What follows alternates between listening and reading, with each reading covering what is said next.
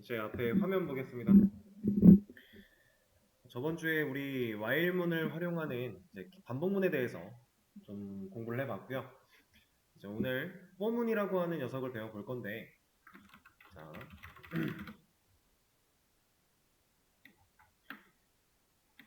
while이고 for고 둘 다 어쨌든 자바에서 반복문이에요. 자, 우리가 저번 주에 반복문을 사용하기 위해서 기본적으로 필수 3요소가 있어야 된다고 했는데, 하나가 초기 값이었고요, 종료 조건이었고, 그 다음 스텝이었죠. 이렇게 세 가지, 얘네가 꼭 필요하다라고 했습니다. 이거는 while문도 마찬가지, for문도 마찬가지예요. 그래서 정상적으로 얘네들이 하나라도 빠지면 정상적으로 동작하지 못하는 것도 확인을 해봤고요.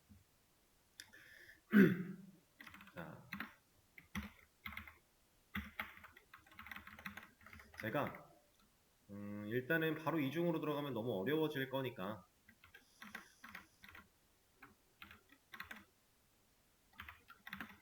이거 코드를 while문 기본꼴로 하나 맞춰놨습니다. 지금 이 녀석은 i가 1부터 3까지 1씩 증가하는 총 3번 반복하는 반복문이고요. 그 안에서 i를 찍고 있어요. 실행하면 당연히 1, 2, 3이 나올 건데, 이 녀석을 가지고 제가 포문으로 한번 형태를 변형시켜 보겠습니다. 자, 제가 while문의 이 초기값 역할을 하던 이 녀석을 그대로 잘라내게 할 거고요. 이 녀석 안쪽으로 갖고 들어올 거예요. 여기 종료 조건의 앞부분에다가 이렇게 넣어줄 겁니다. 자, 그리고 스텝 부분, 얘 역할은 뭐였어요? 이제 종료 조건을 향해 갈 때 어느 정도의 크기 변화로 진행을 할 것인가 라고 하는, 실제로 내가 반복하고자 하는 구문에 반복하고자 하는 녀석을 밑에서 받쳐주는 역할이었죠. 이 녀석을 잘라내기 또 할 거고요. 종료 조건의 뒤쪽에다가 붙여넣기 할 겁니다. 근데 일단 이 상태로만 봤을 때 얘는 마침표가 어느 정도 제대로 찍혀 있는 느낌인데, 이렇게 지금 이 녀석은 마침표가 잘못 찍힌 것 같죠? 여기는 원래 여기를 갈라줄 수 있을 마침표가 생겨야, 여기다가 생겨야 이제 뭔가 이 종료 조건과 스텝을 나눌 수 있을 것 같아요. 그래서 이 스텝에 있던 세미콜론을 종료 조건의 뒤로 옮길 겁니다. 자, 그리고 이제 예약어 키워드 부분을 for로 바꿀 거예요. 이게 for문입니다. 지금 에러로 나고 있던 상황들이 다 해결이 됐는데, 이렇게만 놓고 보면은 가독성이 좀 떨어지니까 띄어쓰기를 좀 줘서 이렇게 보시게 되면, 자, while문과 for문이 다른 점, 일단 얘하고 키워드는 당연히 다른 거고요. 그리고 초기값이 for문은 종료 조건의 앞으로 왔어요. while은 이 바깥에 있었는데, 그죠? 이 안으로, 이 앞으로 들어왔습니다. 이쪽으로. 그리고 종료 조건 있고 스텝이 있어요. 이 세 가지는 동일하죠? 셋 다 있어야 돼요. 자, 그러면 동작은 동일하게 합니다. 자, 근데 for문은 어떤 식으로 흘러가는지 한번 또 눈으로 봐야겠죠. while문 같은 경우는 우리가 초기값 보고 종료 조건 따져서 참이네? 그럼 중괄호의 안쪽에 있는 코드를 실행을 하고요. 그 다음 스텝 부분에 해당했던 녀석도 실행을 한 뒤에 올라갔죠. 그래서 조건을 다시 보고 또 참이네? 하면 또 내려오는 거고 또 올라갑니다. 그래서 while문은 대충 이런 느낌으로 돈다 라고 볼 수가 있고요. 자, for문은 어떻게 되는지 한번 볼게요. 자, 일단은 이 for문, 자바가 이 녀석을 마주치면 얘 반복문이구나 라는 걸 깨달아요. 반복문 중에서도 for문이구나. 자, 그리고 이 이 소괄호 안쪽에 있는 내용들을 봅니다. 자, 볼 때 초기값이 이렇게 있네 라는 걸 먼저 봐요. 그리고 조건을 봐요. 두 번째 조건을 봅니다. 조건이 이러네? 그럼 초기값이 지금 조건에 쓰였는데 이 녀석 보니까 이 조건 참이네? 그러면 이제 이해를 해요. 이 중괄호 안쪽에 있는 녀석을 합니다. 조건까지 보고 일단 실행하는 거예요. 그리고 실행했죠. 그러면 이 녀석은 이제 스텝으로 올라갑니다. 이렇게. 그러면 스텝을 한번 진행을 시켜요.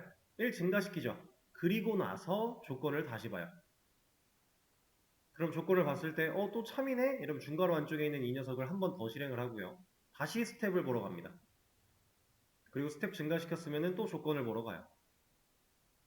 이렇게 해서 또 내려오다가 이제 i가 4가 되면 3까지 출력을 하고 나서 올라갔을 때 스텝을 만나면 4가 될 거고 증가가 될 거니까 4가 된 상태에서 이 조건을 보면 이제 거짓이죠.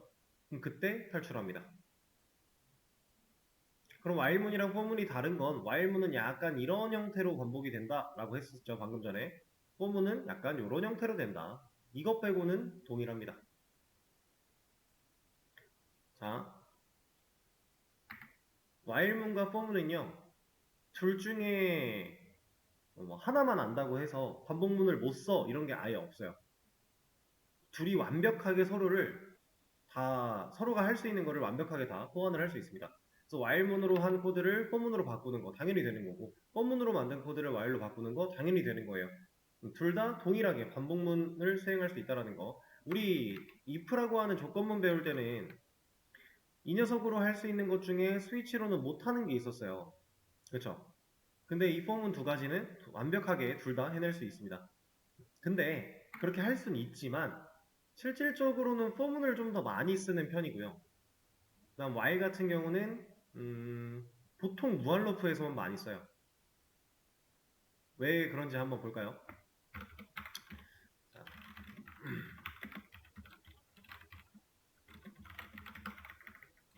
아니다, 이거 없이 while에서 true 이렇게 조건에다가 참을 넣어버리면 이거 무한루프였죠. 쉽게 만들 수 있습니다. 자, while문의 무한루프는 이렇게 그냥 간단하게 만들어버릴 수 있는데, 자, for문 같은 경우는 무한루프를 그럼 어떻게 쓸까요? 이게 우리가 while과 for는 완벽하게 서로의 역할을 대체할 수 있다고 했고, 이 녀석이 무한루프를 쓰는 방식에 잘 보시면은 초기값과 스텝이 없어요. 그쵸? 자, 이 녀석도 그러면 초기값과 스텝이 없이 종료 조건에 true를 넣어주면 얘도 무한루프가 될까? 얘는 안 되네요. 그쵸? while문과 동일하게 써보려고 했더니 안 돼요. 근데 사실 얘가 안 되는 이유는 이것 때문입니다. 이러면 for문도 무한루프 쓸 수 있어요. 이건 무슨 뜻이에요? 뜻이 없죠. 마침표입니다, 그냥. 우리가 원래 초기값을 이 조건의 앞에 놨고요. 스텝을 종료 조건의 뒤에 놨죠. 근데 이 녀석들이 지금 가지고 있는 값이 없어야 되는 거잖아요. 필요가 없는 거잖아요. 실제로 값은 있어도 상관이 없어요. 그냥 조건만 true면 얘도 무한루프예요. 근데 이럴 거면 굳이 이 초기값과 스텝이 필요한가? 라는 거죠. 물론 우리가 일식 증가하는 이런 i 값이 필요했다면 얘를 넣어주는 게 이득일 거고요, 이렇게. 근데 이런 녀석이 필요하지 않고 난 1만 찍을 거야 라고 했다면 지금 i는 굳이 필요하지 않은 녀석이 되겠죠. 그래서 이 녀석 필요 없고 초기값도 필요 없어 라고 하는 코드를 이런 식으로 작성을 하면 얘 무한루프입니다.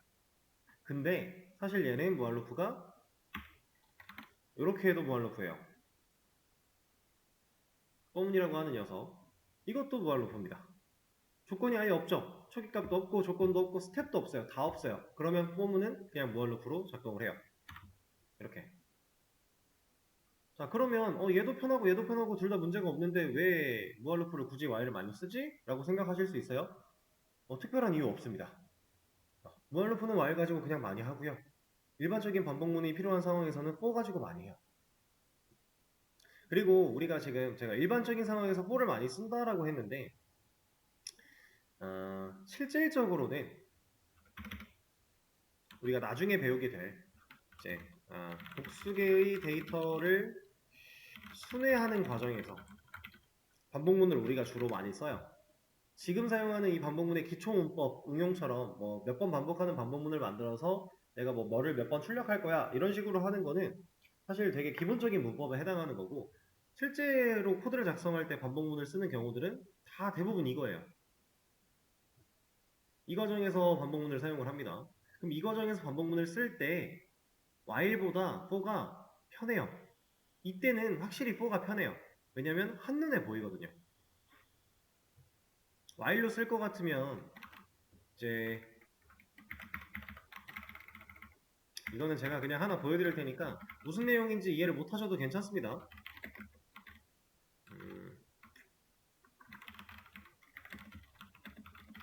이거 나중에 우리 다 배울 거예요.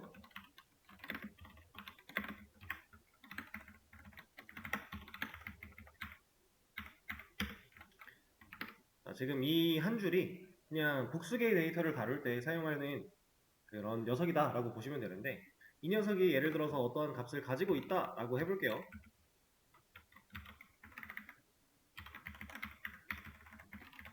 이렇게 데이터를 가지고 있을 때 while문 가지고 이 녀석을 순회라는 거는 처음부터 끝까지 돌아보는 걸 의미해요. 순회하는 과정에서 출력하는 걸 써보자면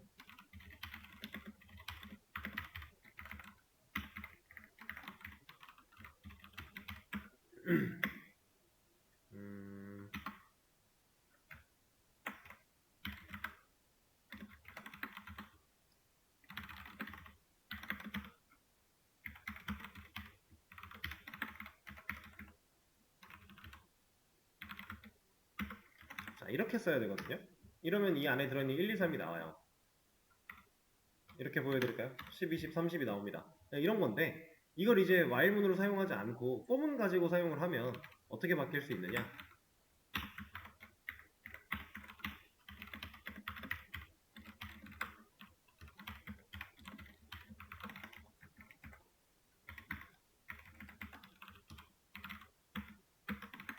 근데 여기가 지금 i가 겹치고 있으니까 일단 주석을 걸고 이렇게 바뀔 수 있습니다. 같은 역할을 하는 거예요. 사실 우리가 배웠던 개념 그대로 사용하는 건데 초기값 밖에 있고 종료조건 안에 있고 스텝이 있어요. 근데 이거를 포문으로 그냥 한 줄로 쓰는 게 좀 더 편해서 이렇게 많이 씁니다. 그리고 사실상 이러한 순회 녀석은 나중에 얘기가 나올 테지만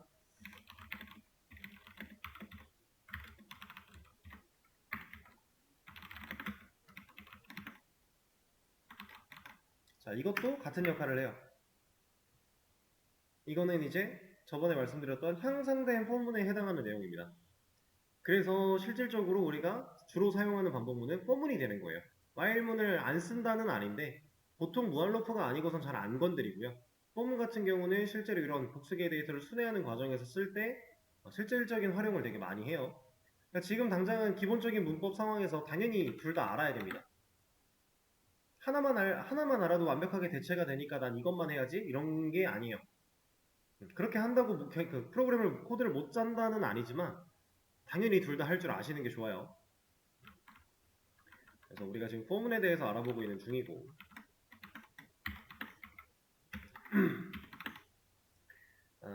포문에서 무한루프 만드는 것도 해봤죠?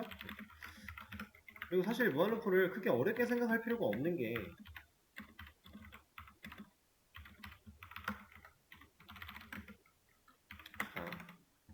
이렇게 있는 상황 속에 제가 스텝을 만약에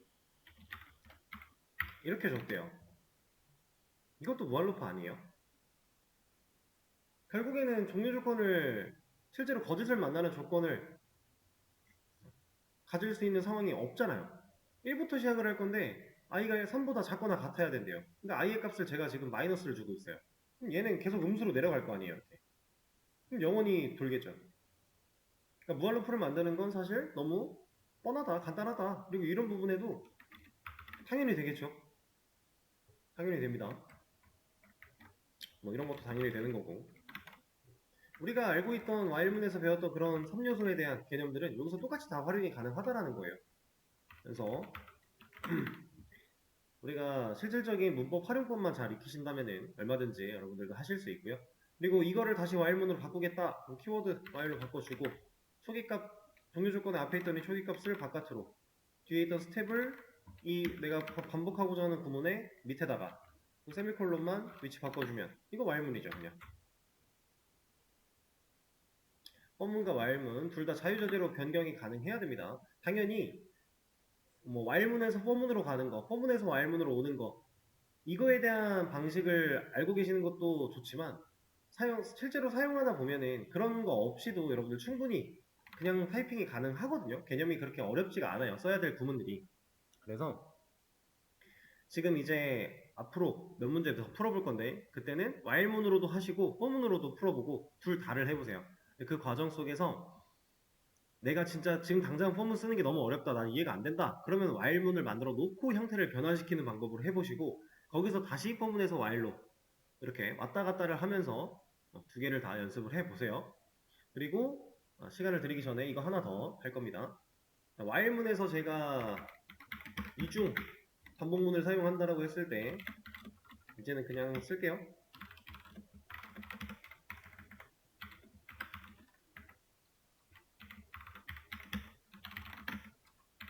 자, 이러면 1, 2, 3을 총 3번 출력하는 총 결과는 9개가 나오는 이중 반복문을 사용했죠. 이 녀석도 포문으로 쓰면 똑같습니다. 어려울 게 전혀 없어요.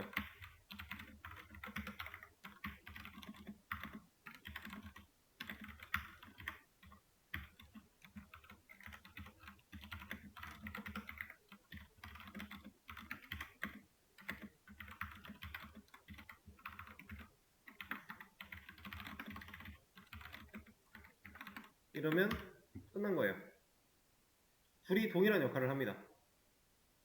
자, 이렇게 봤을 때 이제 우리가 왜 일반적인 상황에서 for를 더 많이 쓰는지가 더 눈에 잘 보이는 거죠. 이건 좀 길어요. 구조에 맞춰서 쓰려면 생각보다 좀 길어져요. 어쩔 수가 없어요. 근데 이 녀석은 좀 깔끔하죠. 지금 당장은 이렇게 써있는 게 눈에 더 안 익으실 수도 있겠지만 이거 금방 눈에 익습니다. 그렇게 어렵지 않은 부분이라서 이거랑 같은 거예요. 그리고 위에 있는 걸 for로 바꾸고 아래에 있는 걸 while로 한번 바꿔볼게요. 자, 초기값, 이거 for로 먼저 바꿔주고요. 초기값 잘라서 조건의 앞에, 스텝을 잘라서 조건의 뒤에, 네, 세미콜론의 위치만 바꿔 찍어주고, 그러면 바깥에 있는 거 for은 끝났죠. 자, 안쪽에 있는 거 초기값 잘라서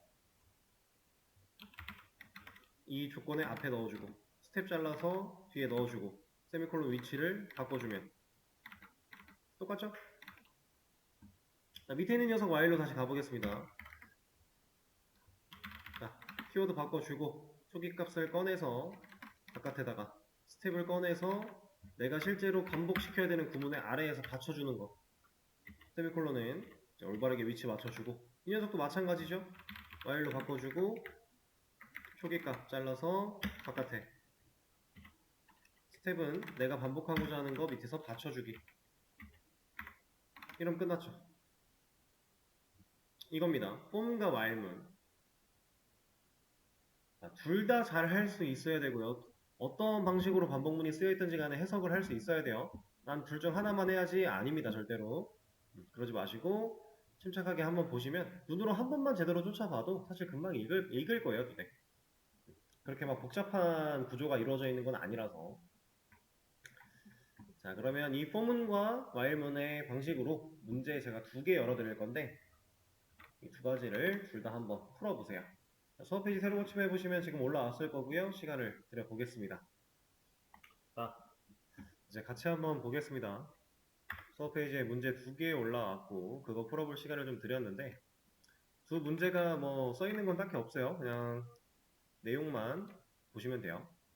근데 그 전에 제가 아까 이거 하나 안 말씀드려서 이것도 하나 더 추가로 말씀드려 볼게요. 뭐냐면은 일반적인 for문 그리고 while문 이 두 가지를 놓고 다시 볼 건데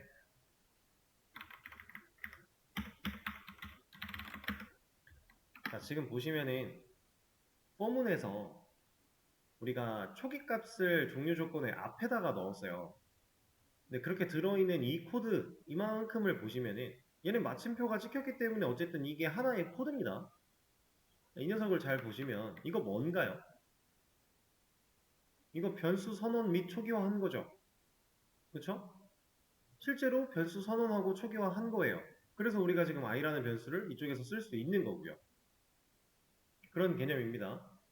자, 그리고 이 반복문의 안쪽에서도 당연히 i라는 녀석을 사용할 수 있었기 때문에 1, 2, 3을 출력할 수가 있었죠.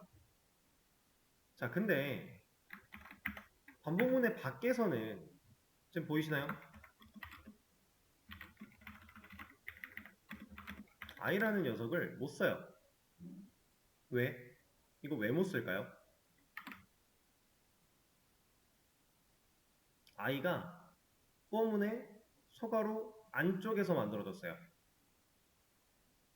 이 i라는 녀석이 소괄호의 안쪽에서 만들어졌기 때문에 얘는 이 for문을 벗어나면 이 for문이 갖고 있는 이 중괄호만큼을 벗어나면 이 i라는 변수는 사용할 수 없게 됩니다.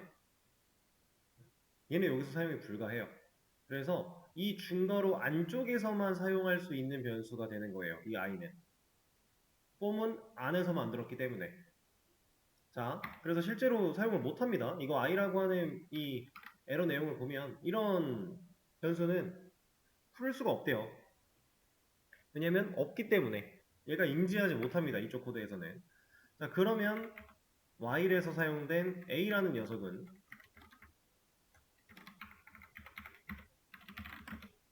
이러면 이제 반복문이 하는 일은 똑같은데 얘는 어때요?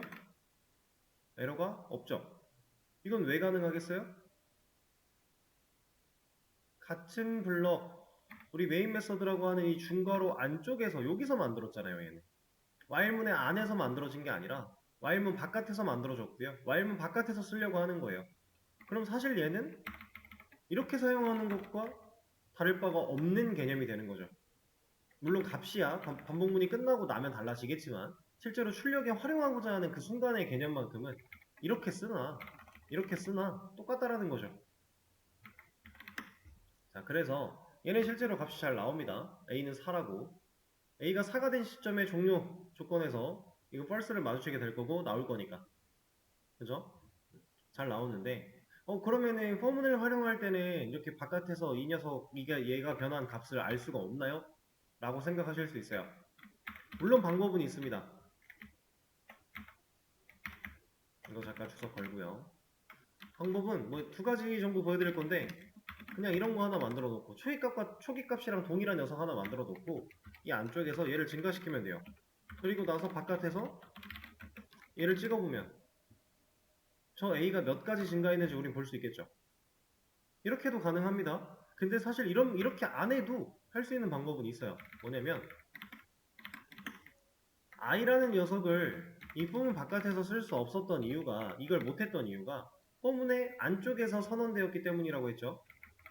그 말인즉슨 얘를 바깥에서 선언해버리면 지금 여기서 뭐라고 합니다. 이제 얘가 왜 뭐라고 하는지 보시면 겹쳤대요. 중복됐대요. i라고 하는 이름이 겹친 겁니다. 그러니까 이 녀석이 이 메인 메서드 중괄호에서 만들어진 녀석인데 얘가 사용될 수 있는 이 안쪽 그러니까 더 작은 범위에서 똑같은 이름으로 또 만들었기 때문에 얘는 뭐라고 하는 거예요. 지금 이거는 뭐랑 같냐면 이거랑 같은 겁니다. 거의. 이거 당연히 안 되는 거죠. 우리 같은 지역 내에서 동일한 이름의 변수 만들 수 없다라고 했는데 이거랑 거의 같은 거고요. 조금 이해하기 쉽게 보자면 이것도 뭐 하긴 똑같은 얘기군요. 이거랑 같은 겁니다. 어쨌든 중괄호 블럭을 하나 더 파고 들어온 녀석이 똑같은 이름으로 존재할 수가 없으니까 얘는 선언하지 말고 불러와서 제할당하면 되잖아요. i를 만들었어요. 선언한 거죠. 초기화를 여기서 합니다. 그리고 값을 사용했고요. 변화를 실제로 스텝이 시킬 거고 여기까지 나온 코드는 4가 나오겠죠. 그러니까 무조건 펌은 안에서 선언해야 되고 초기화해야 되고 이렇다라는 건 아니에요. 근데 대부분의 경우에서는 다 그렇게 선언과 초기화를 같이 해가면서 사용을 하지만 뭐 필요에 따라 이런 걸 써야 되는 상황이 온다면 바깥에서도 사용해야 되는 이런 상황이 온다면 얼마든지 할 수는 있다. 그래서 정말로 둘이 완벽하게 대체가 되는 겁니다. 가능해요, 둘 다. 그리고 이 상황은 이제 이중 while이 됐을 때, 이중 반복문이 됐을 때 조금 더 명확하게 도드라질 수 있는데요. 일단 이것도 한번 볼까요?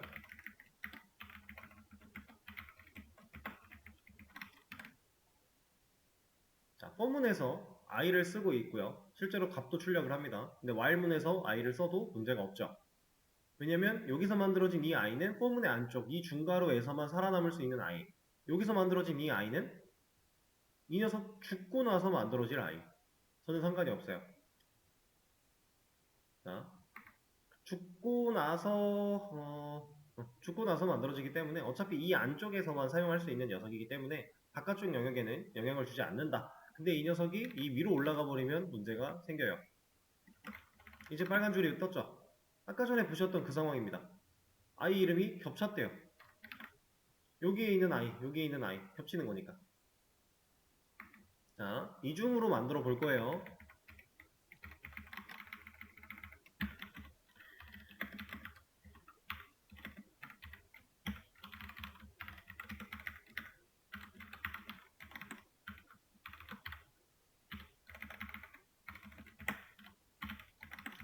자, 이렇게 이중 while문을 썼다. 이 상황. 그리고 포문도 이중으로 작성을 해보자면 여기서 일단은 다른 걸로 써서 보여드리고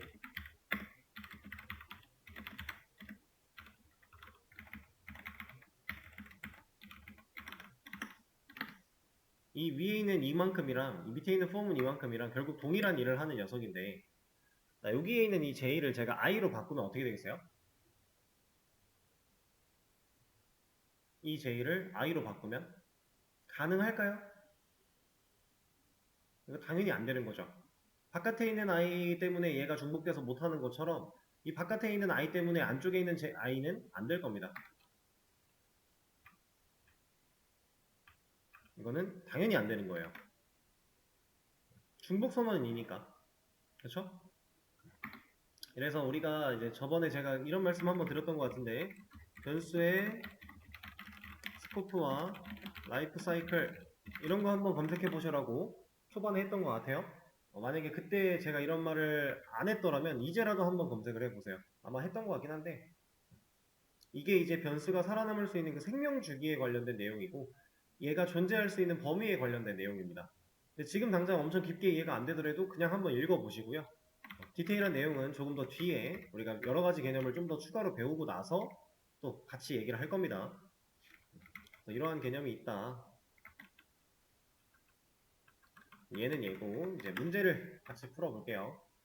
문제 너무 간단해요. 1부터 5까지의 합을 더한 결과를 출력을 해달래요. 자, 문제가 얘기한 건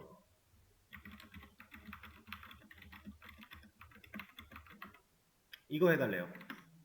우리는 암산만 해도 대충 결과 알죠? 이거 15죠? 쉽게 예상할 수 있습니다. 1, 2, 3, 4, 5. 숫자가 뭐 많은 것도 아니고 어려운 숫자가 사용된 것도 아니니까 쉽게 예상이 가능해요. 근데 당연히 저 합을 뭐 이렇게 구하라고 한 문제는 당연히 아닐 거잖아요. 그죠? 이거는 너무 심했고, 그럼 이것도 당연히 아니겠죠. 결과는 나오겠지만 이렇게 구하라고 나온 문제가 아닐 거예요. 우리가 머리를 쓰지 않아도, 그리고 얘가 지금 1부터 5가 아니라 1부터 만약에 한 2000까지 가도, 뭐 1부터 한 500까지 가도, 애매하게 뭐 1부터 17까지 가도 우리가 계산할 필요 없이 그냥 코드를 실행하면 결과가 나오게끔 만드는 그런 걸 만들어 달라고 하는 문제겠죠. 그래서 우리가 해야 되는 결과는 이건데, 이거를 제가 언어적인 관점에서 컴퓨터의 입장에서 조금 더 접근해 볼게요. 이렇게 생각하는 건 이제 사람의 입장인 거고, 자, 변수를 하나 만들어 낼 거고요. 이 변수가 하고자 했던 건 결국 이겁니다.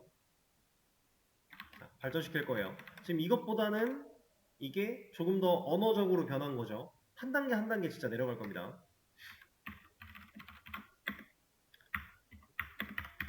자, 이 1, 2, 3, 4, 5를 더해 나가는 이거를 제가 또 형태를 변화시켜 볼 건데,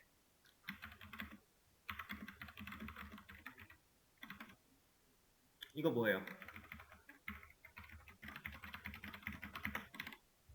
원래 갖고 있던 값을 잃지 않으면서 계속해서 덧붙여 나가는 과정이겠죠? 자, 이 한 줄을 이렇게 좀 변화를 시켜봤습니다. 얘가 왜 이렇게, 이 녀석이 왜 이렇게 변하는지는 여러분들이 이해를 하실 수 있을 거예요. 자, 그러면 이 녀석, 이젠 얘 가지고 그냥 볼 건데, 이렇게 압축 가능하죠? 그죠? 같은 말이니까 결국. 자, 이렇게 왔습니다. 왔더니 규칙이 좀 있지 않나요? 어떤 규칙이 있죠? 더해지는 수가 1부터 5까지 1씩 증가하고 있네요. 그죠? 그죠? 자, 그러면 우리가 그 전에 몇 번 해봤던 것처럼 1로 시작하는 i를 놓고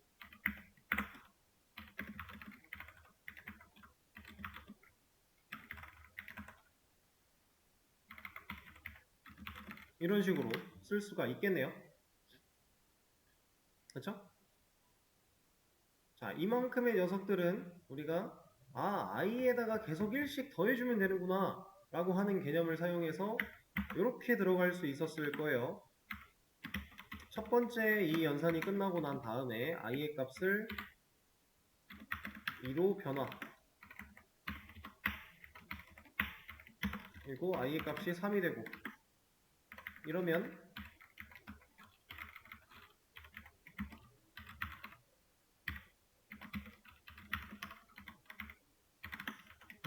썸은 결과가 나오겠죠? 자, i가 1부터 제할당을 계속 받고 있는데 제할당 받는 값들이 결국 1씩 증가하고 있어요. 그래서 우린 이 코드를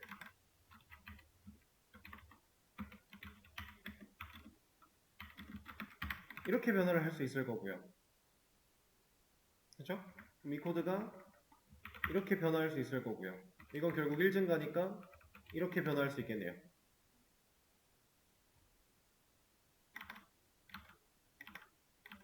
자, 여기까지 진행을 했을 때 썸의 값을 우리는 구해낼 수 있습니다. 지금 변화하는 과정 중간중간에 이제 올바른 정답은 계속해서 나왔을 테지만 어쨌든 우리는 여기까지 올 수 있어요. 이걸 그동안 우리가 몇 번 연습을 했던 거고. 자, 이걸 잘 보시면 이제 완벽하게 반복되는 구문이 나왔죠. 이렇게 나왔죠. 이거랑 토시 하나도 안 틀리고 계속 반복되고 있잖아요. 그럼 우리는 이제 반복문 안쪽에 넣어줄 구문을 찾아낸 겁니다. 자, 그럼 이제 실제로 반복문을 활용해 볼게요. while문 먼저 열어주고요. 초기값은 누가 될까요? 1부터 5까지 더해야 되기 때문에 초기값은 1로 잡으면 될 것 같고 종료 조건이 5면 될 것 같은데 지금 우리가 썸이라고 하는 변수에 계속해서 덧붙여질 i를 이미 만들어 놨죠. 이 녀석을 초기값으로 활용하면 됩니다. 그래서 i가 5까지 1씩 증가하면서 총 5번 반복하는 반복문을 제가 만들어 준 거예요. 지금 세트는 이렇게 되는 거죠. 이렇게가 이제 반복문 상황입니다.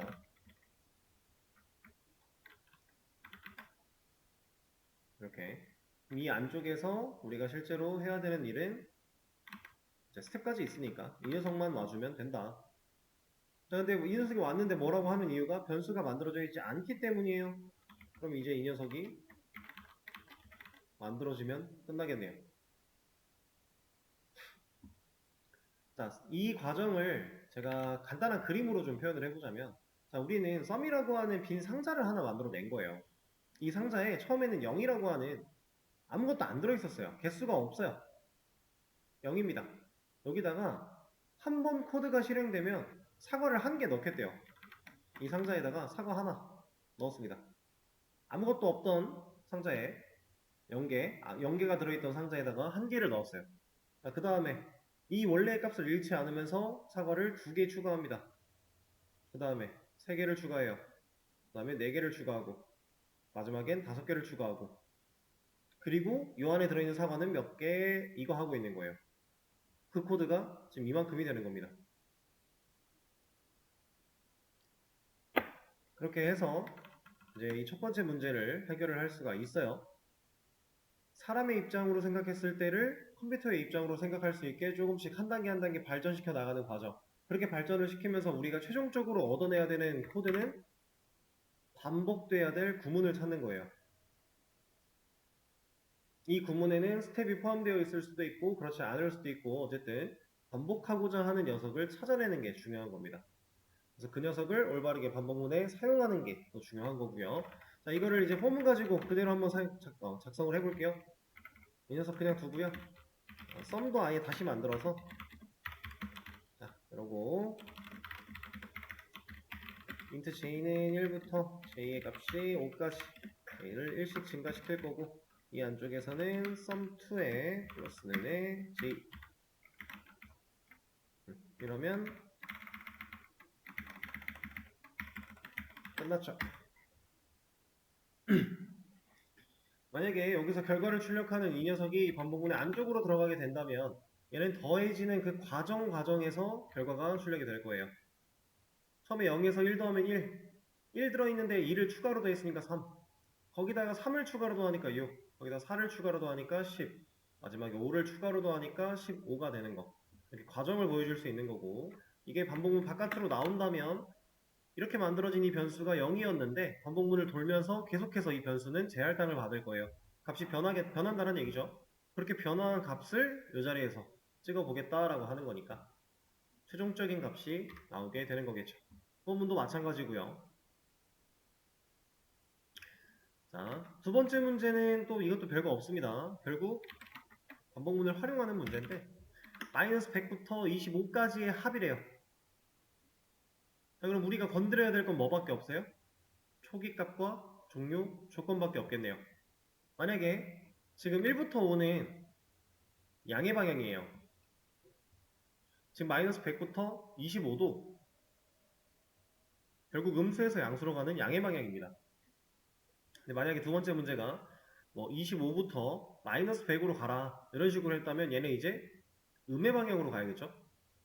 그랬다면 스텝도 달라질 거예요. 초기값, 종료조건, 스텝까지 다 달라져야 돼요. 근데 방향이 같으니까 스텝이 달라질 필요가 없겠죠. 그리고 스텝에 대한 보폭의 크기를 지정해 준 것도 아니었으니까. 그래서 얘는 초기값 마이너스 100부터 어디까지? 25까지. 얘도 똑같아요. 초기값 마이너스 100부터 종료조건 25까지. 이러면 결과는 나온다. 이해되실까요? 그렇게 어려운 내용 아니죠. 이제 문법만 어느 정도 인지를 하실 수 있으면 크게 어렵지 않았을 거고, 그리고 지금 이 더한 결과 이거 같은 경우는 우리가 배웠던 변수의 활용이라던가 이 증감연산자에 대한 활용, 반복된 구문을 찾는 그런 연습을 하는 문제였습니다. 이런 걸 잘하려면 이제 코드.org를 열심히 하셔야 돼요. 얘가 어떠한 상황에 대해서 내가 그 상황을 해결하기 위한 프로세스, 흐름과 로직을 생각할 수 있는 연습을 하는 문제니까 이런 것들을 많이 해보시면 늘 수 있습니다. 그리고 지금 새로 배운 이 반복문의 문법 같은 경우는 이제 코드 up.kr 이쪽이랑 프로그래머스가 되겠죠. 그 둘을 연습을 많이 하시면은 문법은 익히기가 쉬울 거고요.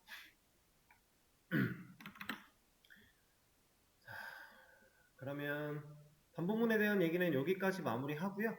이제 다음 시간에 드디어 대망의 객체 관련된 얘기를 한번 해보도록 하겠습니다. 쉬는 시간을 가졌다가